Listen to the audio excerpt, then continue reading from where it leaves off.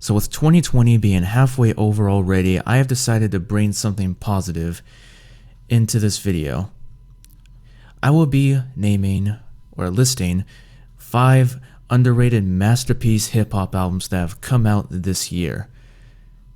And you might be thinking, well, so what albums that have already come out that are underrated? Well, I'm going to bless everyone with these albums that I'm gonna fucking list, because guess what? Not only are these some of the best hip-hop albums to come out this year, but these albums have either been completely underrated due to the fact that they are just extremely hated, they're super unappreciated, or have just been straight up slept on by the hip-hop community. And that is why I am back once again to deliver the facts and to deliver the greatness. So without further ado, let's get right into it, man. Shout out to everyone who has subscribed to me. Don't forget to follow me on Instagram. Don't forget to follow me on SoundCloud. I will be releasing new music this year. And don't forget to drop a like. Don't forget to comment and subscribe if you're new to the channel. So yeah, without further ado, let's get right into it. This isn't a list ranked from worst to best. These are just 5 albums that I just happened to mention in this video. And why don't we get right into it, starting with R.A. the Rugged Man with All of My Heroes Are Dead. Now, to put it short, I fucking love this album. Now, R.A. the Rugged Man is actually an underground Caucasian rapper that originated from like the late 90s and early 2000s. In my opinion, the real golden age of hip-hop. And this guy has just been straight up slept on throughout his career. He released his debut album in 2004. He got a lot of appreciation from the underground community, but is straight up slept on by just, the overall, media in general. The dude is mad talented. The dude is creative.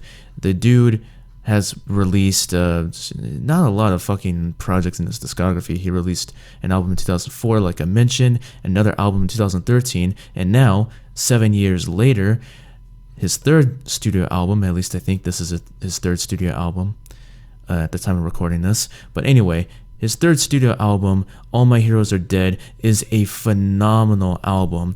It's one of those rare instances where there are 22 goddamn tracks, but each track is packed with quality and variety and consistency. Like in terms of the production, all of the tracks have some of the best production that I have heard all fucking year.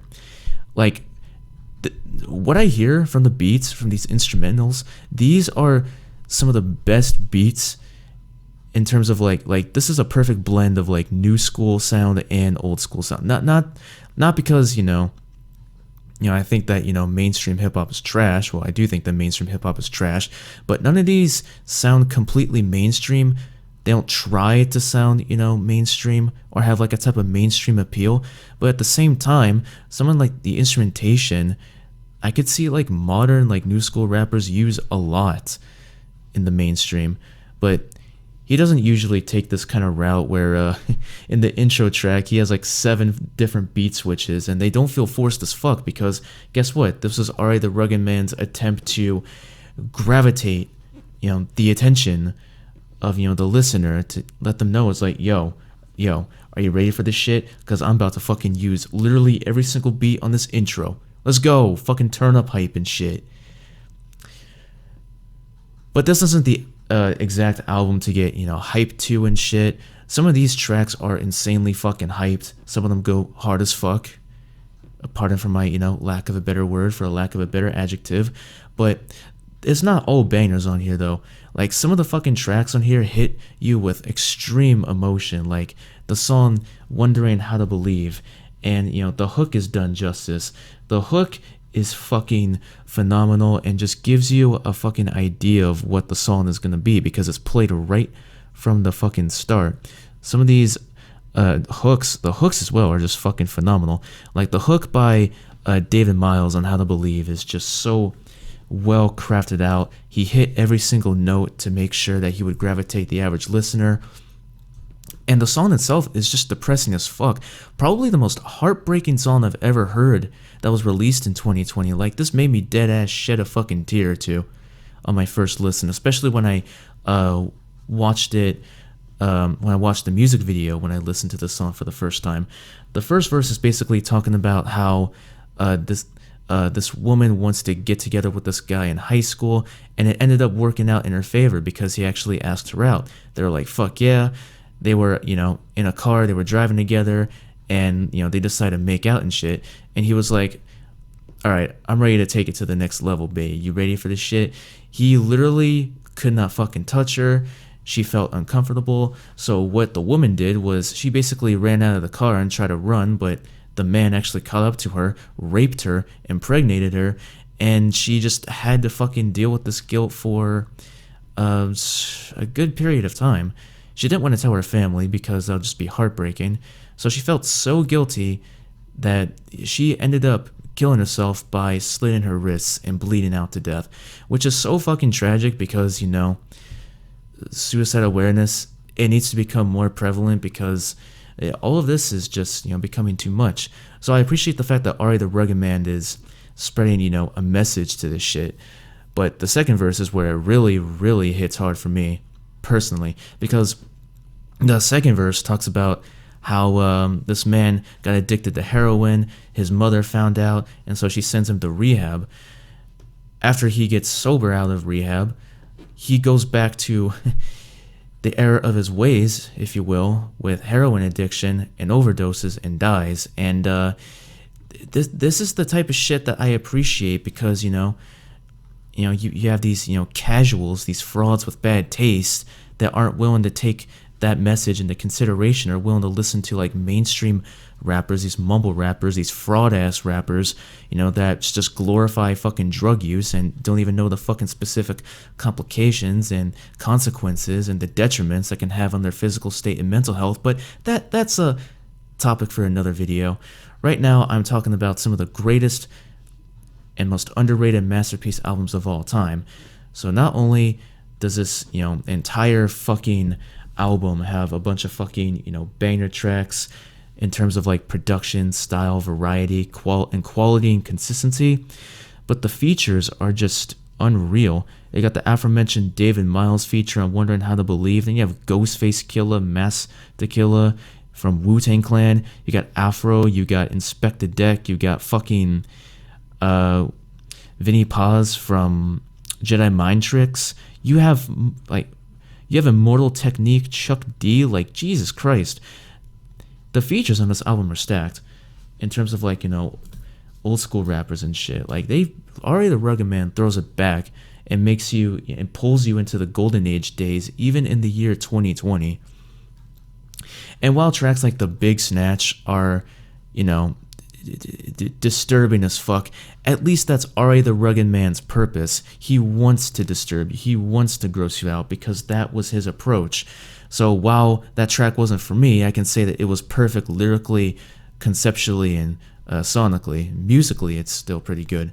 So yeah, in terms of everything that I've just listed, Ari the Rugged Man, All My Heroes Are Dead, masterpiece album. Definitely one of the best albums that have come out. Next on my list is John Connor with SOS. Now, I know what you're thinking. K9, man, come on, John Connor. He's the protagonist in the Terminator films, man. Yes, the fuck I know. I'm talking about this John Connor, a rapper that was originally signed with Aftermath, believe it or not, which was Dr. Dre's original record label in the late 90s and early 2000s. And this dude is actually from Flint, Michigan. Respect. And one of the tracks is actually called Vehicle City and Flint, Michigan in parentheses, and that track just goes hard as fuck. The track kind of gave me Tech 9 and Chris Calico vibes, but this dude can fucking spit, and kind of gave me Kendrick vibes as well with the way he fucking switched up his delivery and flows and shit and his cadences, which is very, very fortunate for this album. But speaking of which, what makes this album stand out from the rest is that it has a fuckload of variety on it. Like, you have a bunch of fucking introspective tracks like the Breakup song, which sounds kind of cheesy as fuck, but it's honestly, unironically, an amazing song.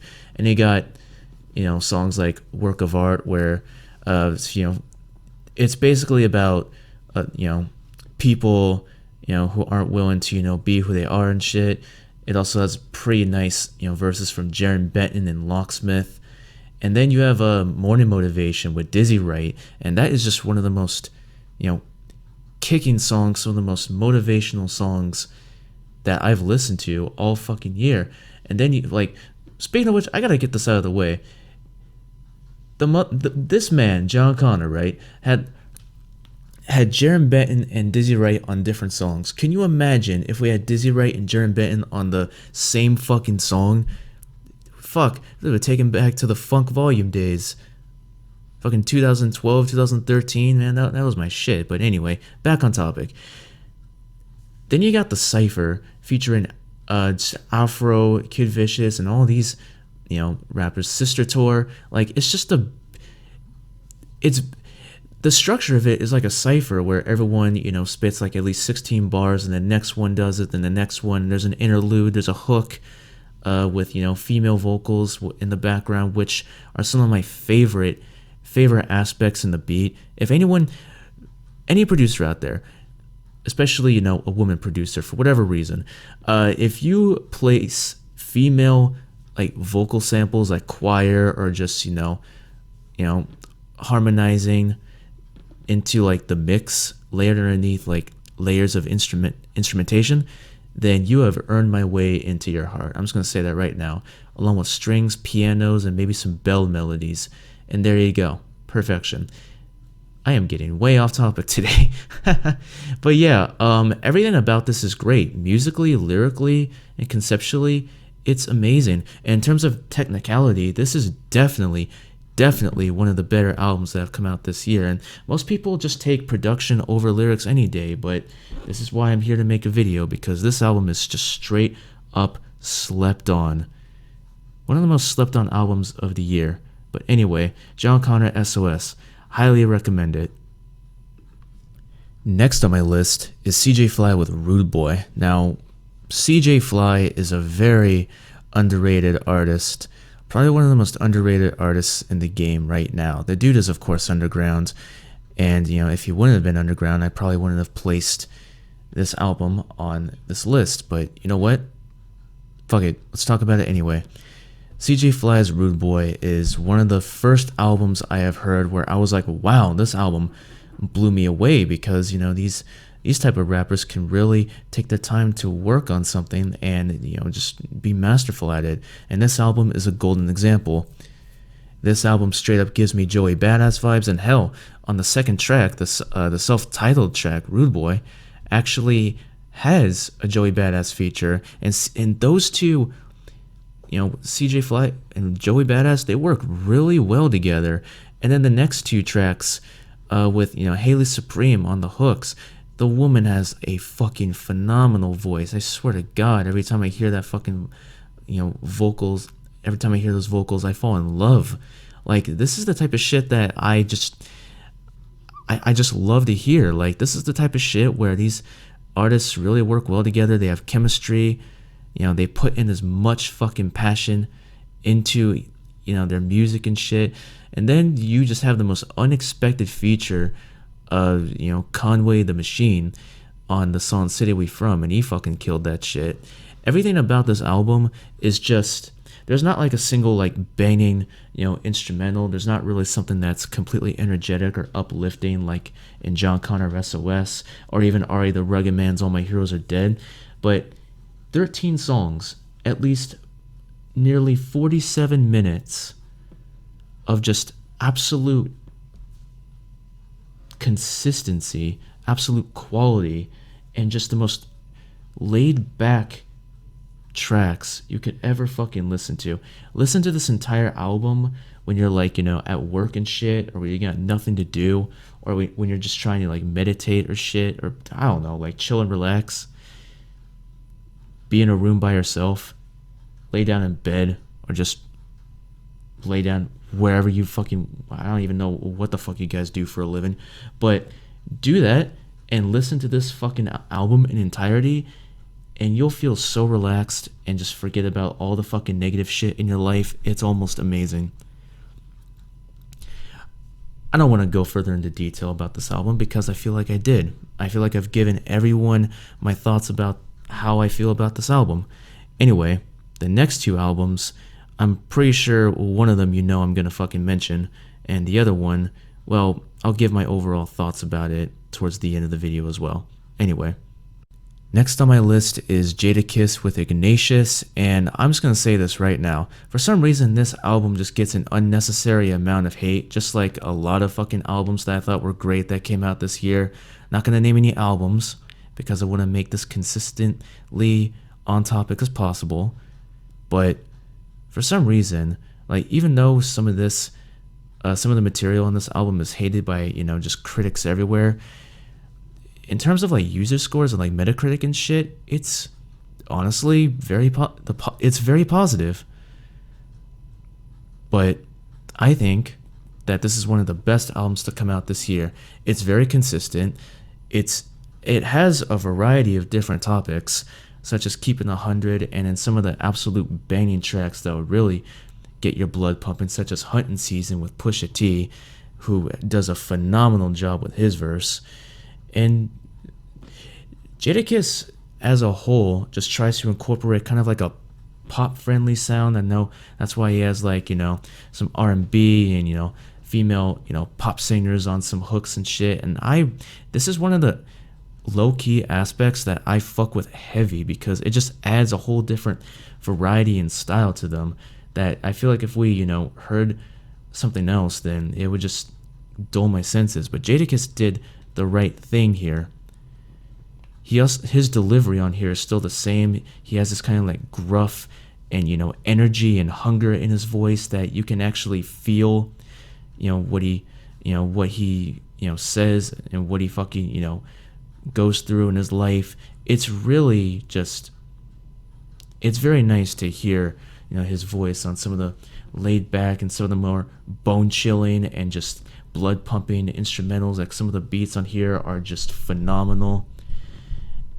And one thing that I really do want to bring up is the song Government Cheese, which everyone does a phenomenal job, especially Dejloaf. Like, Dejloaf does a phenomenal job on the hook, and it kind of gave me a lot of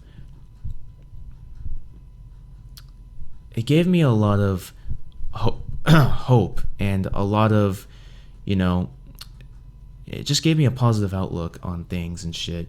And how she, manages to switch her delivery like towards the end of the at the end of the hook, I have no idea, because it's just something that's not easy to do, and it's just very fucking phenomenal. So yeah, in terms of flow and delivery, this album gets it right. Lyrically, this is great. Not the most technically skilled I've heard from Jadakiss, but that being said, this album is still amazing, and I highly recommend it.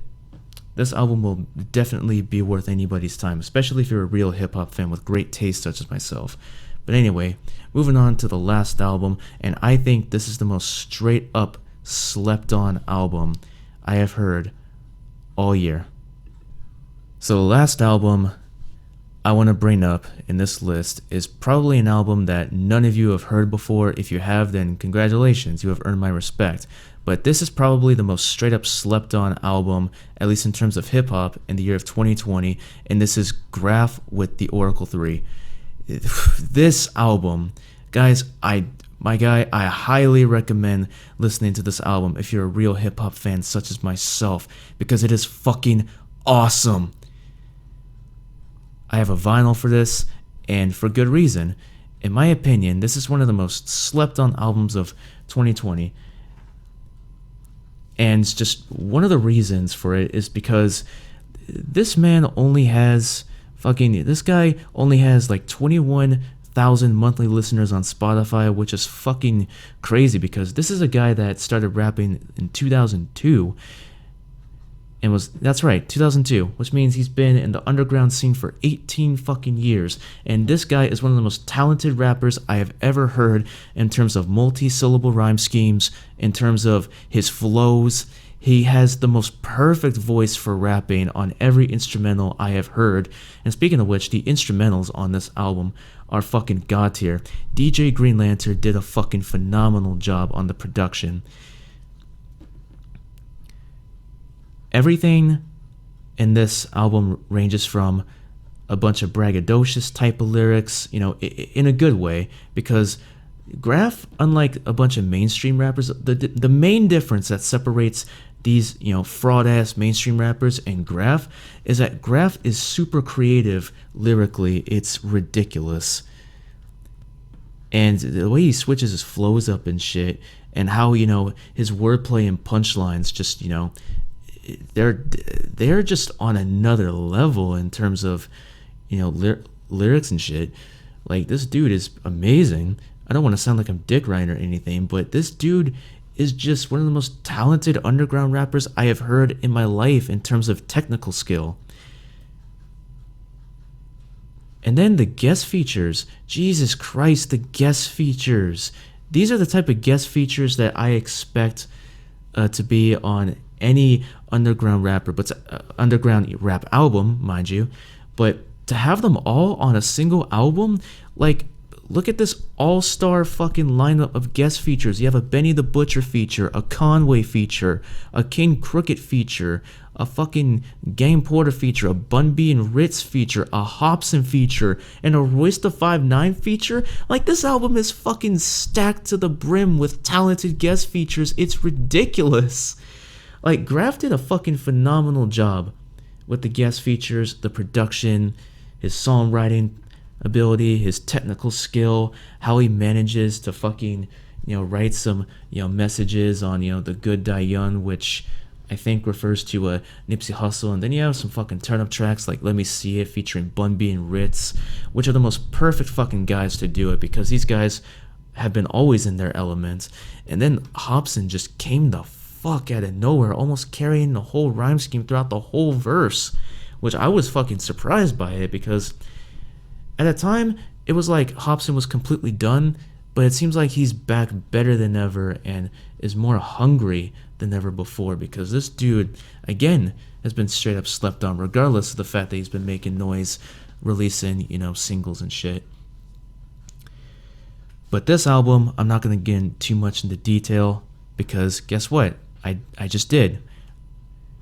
I feel like I don't need to explain this album anymore. This album is an underrated masterpiece, just like all the other albums that I've listed in this video. And my guys, I highly recommend checking out all of these albums that I've listed in this video, especially Graph, The Oracle 3. So yeah, that'll be it. It's been K9 Senses, aka the king of rapping, the king of hip-hop, the realest rapper on the internet. And I just want to say thank you for watching, and I appreciate the support. We are steadily but slowly rising to the top, like I should be doing. So yeah, don't forget to like the video, don't forget to comment down below, and if you're new to the channel, don't forget to subscribe. Rest in peace out. Shout out to everyone in the real hip-hop movement. Shout out to everyone who has been keeping it real. Shout out to everyone who is still subscribed to my channel. But yeah, that's gonna do it. Thank you very much for watching.